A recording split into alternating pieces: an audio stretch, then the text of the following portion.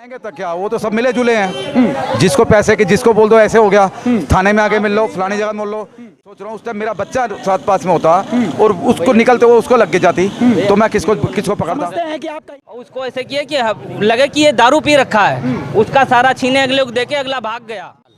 मैंने अपनी ज़िंदगी में ऐसा हिसाब किताब नहीं देखा जो आज हो रहा है। इतनी लूट मार, इतना क्राइम, कोई कहने की हद नहीं। करेगी तो अब कौन करेगा? कोई भी हाथ नहीं में रिश्वत चलेगी, बस वही करेगी और कुछ नहीं। चलेगी और कुछ बस वही बस चलेगी। हाँ। आप नशा बंद करवाने के लिए पैसे दीजिए और वो नशा चालू रखने के लिए पैसा देंगे बस। अगर उसने ज्यादा दे दिया तो कि यहाँ पे छीना छीनी हो रहा है, मर्डर हो रहा है, आए दिन बहुत सारे केसेस देखा जा रहा है, लड़कियों के साथ रेप हो रहा है। तो उनके लिए लड़कियाँ बहुत एजुकेटेड है, पढ़ी लिखी है, मगर वो इसलिए घर में बैठ जाती है क्योंकि उनके साथ उन्हें ये डर रहता है कि रेप हो रहा है आजकल।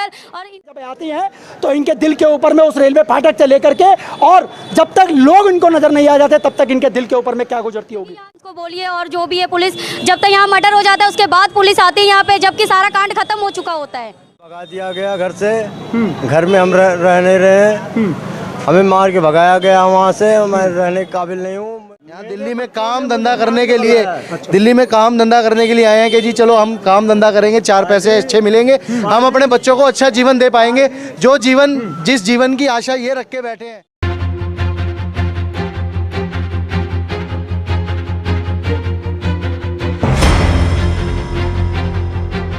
हमारे साथ में भाई साहब जी जुड़े हैं। भाई साहब जी, जिस तरीके से क्राइम की यहाँ पे आप देख रहे हैं किस तरीके से बढ़ती चली जा रही है, क्या लगता है आपको कि किस तरीके से प्रशासनिक अधिकारियों को अब जो है अपने कदम उठाने चाहिए? नहीं, वो उठाएंगे तक क्या, वो तो सब मिले जुले हैं। जिसको पैसे की, जिसको बोल दो ऐसे हो गया, थाने में आके मिल लो, फलानी जगह मिल लो, एक दिन का टाइम दो। ऐसा लास्ट टाइम हमारे यहाँ के नाम लूँगा, एक बंदे से बात हुई यहीं का प्रशासनिक अधिकारी के यहाँ का, उसको बोला कह रहे चाचा मेरे को, भाई साहब मेरे को 3 दिन का टाइम दो, 3 दिन में सब साफ कर दूंगा। 3 दिन में साफ होगा, 3 दिन के बाद में 4 दिन बाद में फिर यही कुछ, 5 दिन बाद में फिर कुछ। आज भी जब मैं ऑफिस से आया हूँ, मैं सोच रहा हूँ उस टाइम मेरा बच्चा 7 पास में होता और उसको निकलते हुए उसको लग के जाती तो मैं किसको पकड़ता। समझते हैं कि आप कहीं ना कहीं कोई सुरक्षित नहीं है इसमें। क्यों, कैसे है ये? आप देखो मेरे कपड़े पूरे भरे हुए हैं, दिखा दीजिएगा, दिखा ये दीजिएगा। देखो, ये ब्लड से पूरा इनका कपड़ा जो है वो पूरा भरा पड़ा हुआ है। कहीं ना कहीं इनको भी जो है वो दिक्कतों का सामना करना पड़ा, और इनके परिवार वालों को भी हो सकता है कि आज इस परिवार की बजाय कोई दूसरा परिवार होता, तीसरा परिवार होता, या यूं कहूं प्रशासनिक अधिकारी का परिवार होता तो क्या उसको वो चाकू नहीं लगता। और ये प्रशासनिक अधिकारी को ये समझना पड़ेगा। गलत तो नहीं कह रहा हूँ भाई साहब? उसके लिए प्रशासनिक अधिकारी को लगता ना तो वो लोग हमारे को ले जाते, तुमने मारा है। अब हमारे लगे तो हम जाकर ढूंढो अब हम किसको पकड़ने जाएं। हाँ। कितने दिन हो गए यहाँ पर बहुत इनलीगली काम हो रहे हैं और कई लगातार हो रहे हैं। अभी थोड़े दिन पहले 12 नंबर गली में, सर 12 नंबर पहले अभी जो फर्स्ट लॉकडाउन में था, पूरी फैक्ट्री वाले को पूरे मेंबर को मारा था। लड़की ने पिता को संभाल रहा था और पूरे होली के टाइम की बात है, पूरे होली लॉकडाउन के अंदर। हाँ, लॉकडाउन के अंदर उस समय मीडिया कहाँ थी, प्रेस कहाँ था, कोई नहीं वो था। ये सब बहुत हाई लेवल के बंदे हैं, बहुत हाई लेवल के बंदे हैं। इनको बस मिट्टी में मिलाने के लिए एक ही बंदा चाहिए, वो शेयर नहीं करूंगा, बाकी सारे बंदे जा रहे हैं। क्या आपका इशारा कहाँ तक है, बता दीजिए आप। मैं इशारा कहीं नहीं है मेरा।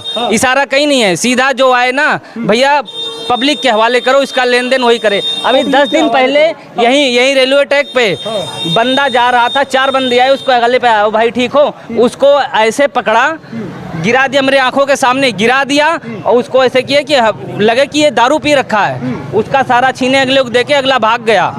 ठीक है, ये सब पॉलिटिक्स ना बहुत गहरी चल रही है यहाँ पे।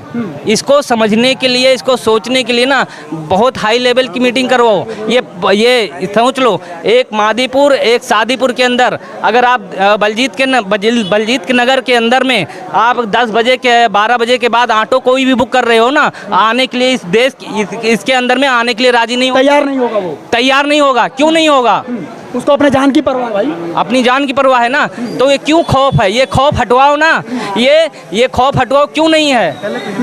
अब ये खौफ कैसे हटेगा? अगर बोलेगा नहीं जनता तो जनता बोलेगी नहीं। भैया जनता बोल रही है। इतने क्या कहना चाहेंगे? समानता भैया ऐसा है, मेरी उम्र हो गई है 70 साल, मैंने अपनी ज़िंदगी में ऐसा हिसाब किताब नहीं देखा जो आज हो रहा है। इतनी लूट मार, इतना क्राइम, कोई कहने की हद नहीं। पुलिस वाले कुछ नहीं, किसी की नहीं सुनवाई करते हैं। सब धंधा चौपट है। एटीएम से पैसे क्या लगता है आपको कि अब कौन करेगा? अगर पुलिस भी नहीं करेगी तो अब कौन करेगा? कोई भी हाथ में नहीं, रिश्वत चलेगी बस वही करेगी और कुछ नहीं। चलेगी हाँ, और कुछ बस वही बस चलेगा। हाँ, इसके अलावा कोई कुछ नहीं, कोई सब बिके हुए हैं। तो जान की कीमत जिसने सप्लायर से ज्यादा पैसे दिए उसकी सुनवाई ज्यादा है। ये आप नशा बंद करवाने के लिए पैसे दीजिए और वो नशा चालू रखने के लिए पैसा देंगे, बस। अगर उसने ज्यादा दे दिया तो नशा चलता है। बिल्कुल चलता रहेगा, चलता रहेगा। उसने अपना घर परिवार चलाना है। लेडीज भी कुछ कहना चाहती है। हाँ, हमारे साथ में कुछ महिलाएं जुड़ी हुई हैं। हम लोग एक बारी उन महिलाओं से भी जरूर जानेंगे, क्योंकि ये पूरा जो वक्त है, पूरा जो समाज है एक महिला के ऊपर में अटका हुआ है। मैं हकीकत में बताऊं, ये महिला बैग टांगी हुई है। ये बैग मत समझिए, इसको बैग मत समझिए, ये अपनी इज्जत को टांग करके चलती हैं इसके ऊपर में। क्यों? मैं बता देता हूं, क्योंकि जब ये अपने घर से निकलती है ना 9 बजे कि मैं फैक्ट्री जाऊंगी, लेकिन शाम को जब इनके बच्चे होते हैं ना जो इंतजार करते हैं घर के अंदर में कि मेरी मम्मी वो रेलवे फाटक पार करेगी, अरे रेलवे फाटक पार करेगी, कहीं मेरी मम्मी को कुछ हो तो नहीं जाएगा। क्यों? क्योंकि उनको डर है, क्योंकि ये महिला है।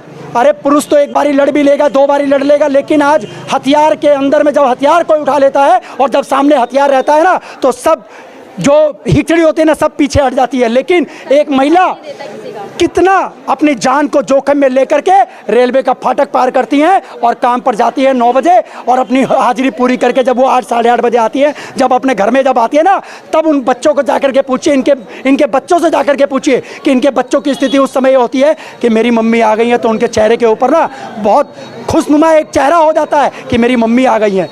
आप एक महिला हैं, कितनी उम्र होगी आपकी? 20। आपकी 20 साल की उम्र है और आप काम करने जाते हैं। हाँ जी।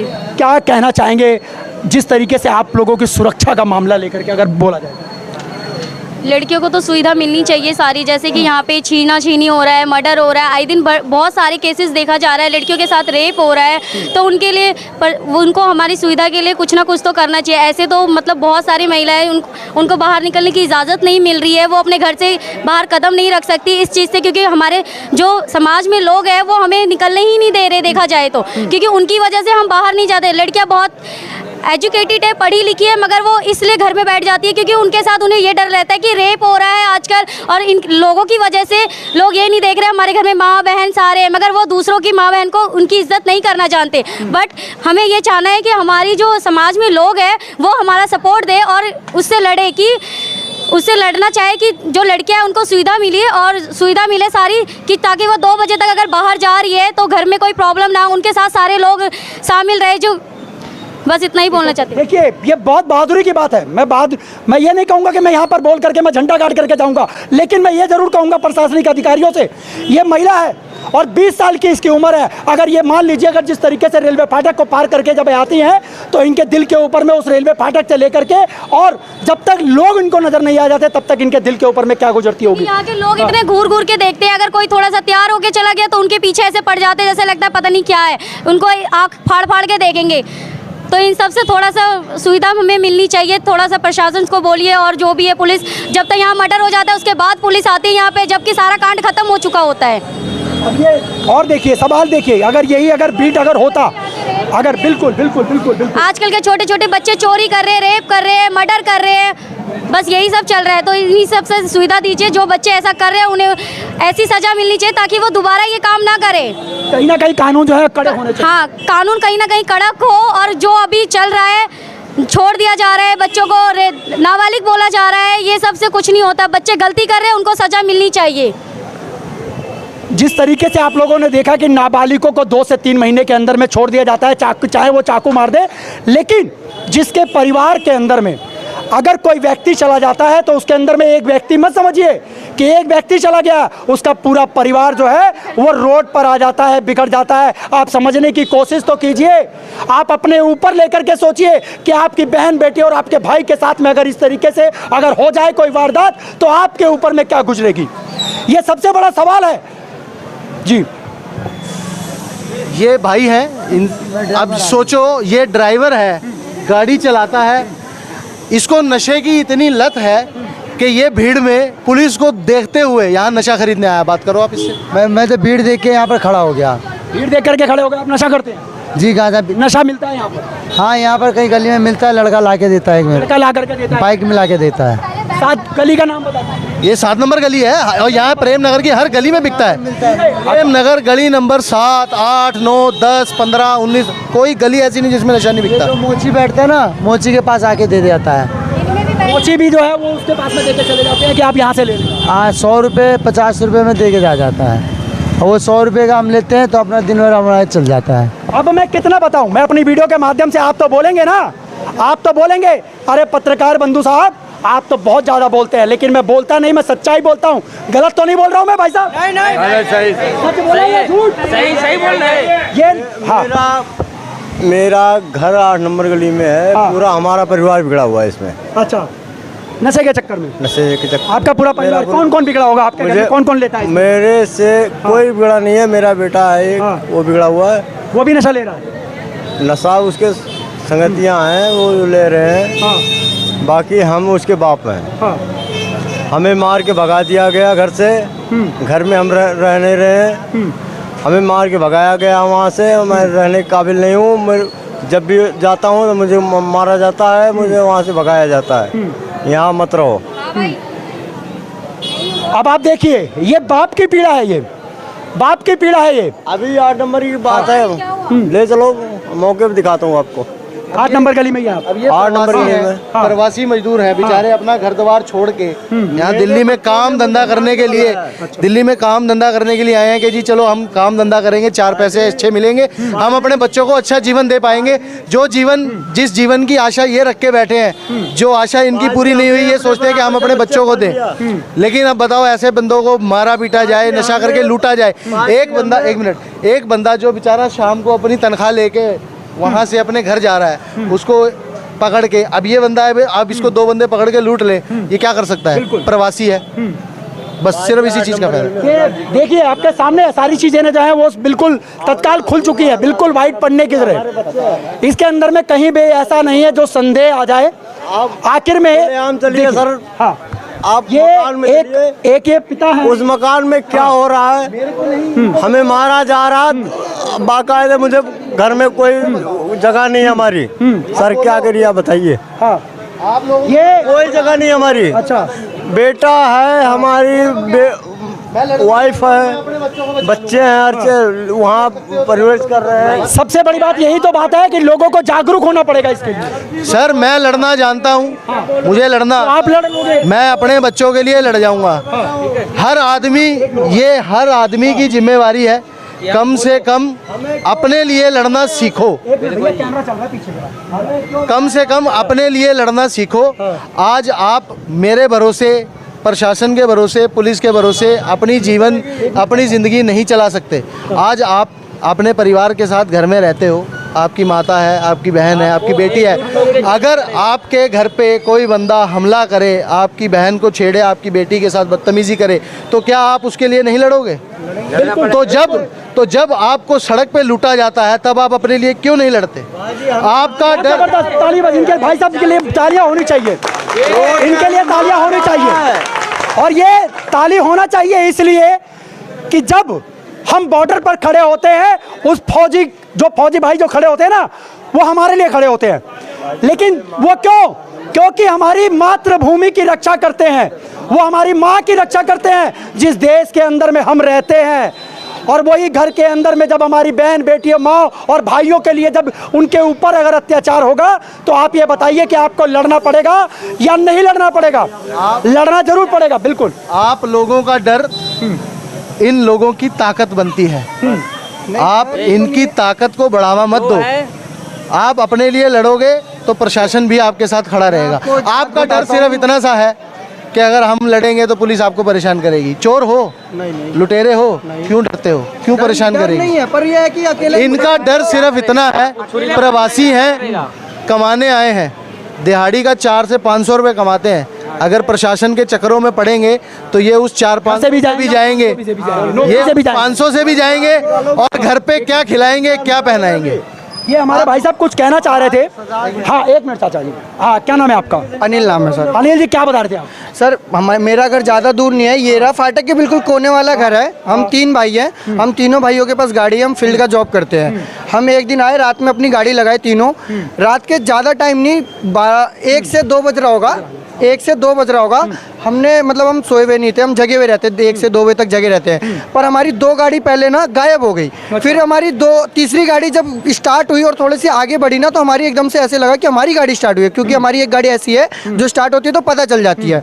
तो उसके बाद जब गाड़ी स्टार्ट हुई, बच्चा ले गया, और ज़्यादा उम्र का नहीं, मानोगे नहीं, ये छोटे से, ये जितना है ना इसके जितना बच्चा एक गाड़ी लेके, इसके बराबर, कम से कम उसकी 14-15 साल की 14-15 साल की उम्र की, और उसके साथ में कम से कम 4-5 लड़के थे, 2-3 लड़के थे, ज़्यादा दूर नहीं है, फाटक के कोने, इस फाटक से उस फाटक तक लेके गाड़ी गए। पर जब हमारी तीसरी गाड़ी गायब हुई तो हमने उसको आगे जाके रोक लिया, क्योंकि हमें पता लग गया था हमारी गाड़ी। पर उस बंदे को जब रोका ना, तो 14-15 साल की उम्र का था।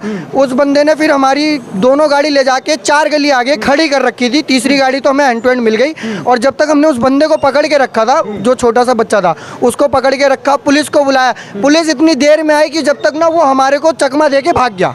मतलब ये है आज के पुलिस का टाइम, कि हमने उसको कम से कम आधे से 1 घंटा बैठा के रख रखा था, उतनी देर में पुलिस आई जितनी देर में वो भाग गया हमसे छूट के। और बाद में फिर आपकी गाड़ी, वो गाड़ी हमारे को, गाड़ी का उस बच्चे ने खुद बताया, उसने बताया कि भैया मैं आपकी गाड़ी दिला दूंगा, आप मुझे छोड़ देना, भैया आप मुझे गाड़ी दिला, मैं आपकी गाड़ी दिला दूंगा, आप मुझे छोड़ देना। वो हमें लेके गया 2 गली आगे, उसने हमारी गाड़ी खड़ी कर रखी थी, गली में खड़ी कर रखी थी। फिर उसने हमारी गाड़ी दिलवाई, तीसरी दोनों गाड़ी मिल गई। जब तक पुलिस आई, पर वो छूट गया बच्चा हमसे, मतलब हमने उसको बैठा रखा था, होता कि हमारी नज़र राइट साइड में हुई, वो भाग गया। उतनी देर में पुलिस आई, हमें ही उल्टा बोलने लगी कि तुम मतलब क्या कर रहे थे, क्यों नहीं पकड़ के रखा। सर आपको 1 घंटे पहले कॉल कर रखा है, आप आ रहे हो। जो काम करना चाहिए था पुलिस अधिकारी को, वो आपके ऊपर सौंप दिया। हाँ, वो हम पे छोड़ के चले गए कि तुमने पकड़ के क्यों नहीं रखा। अरे 1 घंटे से पकड़ के रखा था, आप आओ तो सही। आ रखे हैं उधर, हमने बताया साहब की फाटक के कौन, वहाँ पे आके बैठे हुए हैं, वहाँ से हमें उनको लेके आना पड़ रहा है। उनको यहाँ की लोकेशन नहीं, देर में तो उतनी देर के अंदर में तो सारा कांड खत्म। देखिए ये सबसे बड़ी लापरवाही है, अब सामने आप प्रशासन की लापरवाही जो सामने देखते हैं। ज्यादा नहीं, 15 साल का लड़का सिर्फ, और उसके बाद चाबी है कि मतलब कि सारी गाड़ियाँ खोल सकता है, कोई सी भी गाड़ी हो वो लोग खोल लेते हैं, मतलब उसके मास्टर चाबी थी। हाँ, हैंडल लोग खोल लेते हैं वो लोग। भाई अभी मैं थोड़ी देर पहले आपको बताया, जो 12 नंबर फर्स्ट लॉकडाउन में जो मर्डर हुआ था, उसके बाद में आज तक कोई भी अगर यहाँ कांड हो जाए, या 1 घंटा पहले आ ही नहीं सकती, वो कभी भी आ ही नहीं सकती, लेट ही आएगी। क्यों? बहुत हाई लेवल के चलता है। 11 बजे के बाद, 12 बजे के बाद ना, कोई ऑटो वाला अगर मेट्रो से यहाँ अगर नाम बता दो, इस गली के अंदर ले आए, तो नाम बता देना, नाम बता देना, कोई नहीं आने वाला है, बता दो। बहुत जबरदस्त, बहुत जबरदस्त। आधी रात को कोई आ रहा है तो बता दो। वो आता है, ये देखिए भाई साहब जी रे, ये डर है, डर नाम की जो चीज है ना, जो डर नाम की चीज है, वो हर जगह फैली पड़ी हुई है कि बलजीत नगर के अंदर में घुसना ही नहीं है, प्रेम नगर जाना ही नहीं है, नेहरू नगर जाना ही नहीं है। अगर किसी बहन बेटी को अगर 11-12 बजे आना होगा ना, तो वो नहीं आएंगे इस रास्ते, मार देंगे। ये देखिए, ये उनको पता है, वो ऑटो वाले हैं, वो फील्ड में चलते हैं, उनको पता है सही गलत कौन है, कैसा है, वो एरिया देख के पता चल जाता है उनको। अगले के साथ हुआ है, अगला ऑटो वाला बोला भाई उस एरिया में मत जाना, नया हो कोई भी हो, पुराना भी हो, भाई रात में अगर 11 बजे 12 बजे आ रहे हो, नहीं आएगा। आप 100-200 नहीं 500 दोगे, नहीं आएगा। भैया पैसा रख लो, कल का मैं जिंदा रहूंगा तो मैं अपने परिवार को खिला सकता हूँ, ठीक है। आपको एक एग्जांपल दूंगा, आप कुछ नहीं, आप पुलिस वाले को सिविल वर्दी में बोल दीजिए कि रात को मोती नगर से ऑटो करके प्रेम नगर में आ जाए, उसको तक बैठा के नहीं लाएंगे, चाहे कोई भी हो, चाहे पुलिस वर्दी, पुलिस के अलावा को ना, पुलिस के अलावा अगर किसी को भी बैठा ले, यहाँ पे लाएगा नहीं। प्रेम नगर, पटेल नगर, बलजीत नगर का अगर नाम ले दे,